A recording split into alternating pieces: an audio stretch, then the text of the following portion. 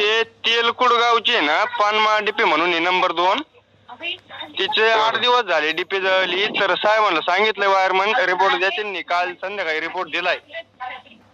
खात्री कर ना. रिपोर्ट दिला असला तर मी लगेच बोलतो. हा रिपोर्ट दिला द्यायचा. रिपोर्ट लवकर दिला का हा तेवढे 8 दिवस गेले का नाही रिपोर्ट दिले तर लगेच देऊन टाकायचे. हा मग काल त्यांनी रिपोर्ट दिलाय.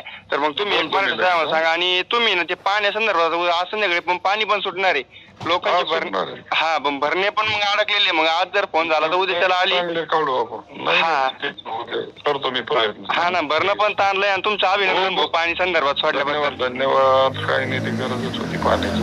हा कालच मागणी खूप होती ना.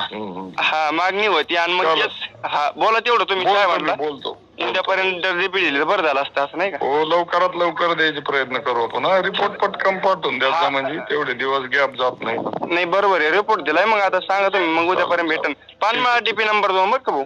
पानमाळा ना. हो चालेल. आपल्या लोकांसाठी केली त्याने जीवाची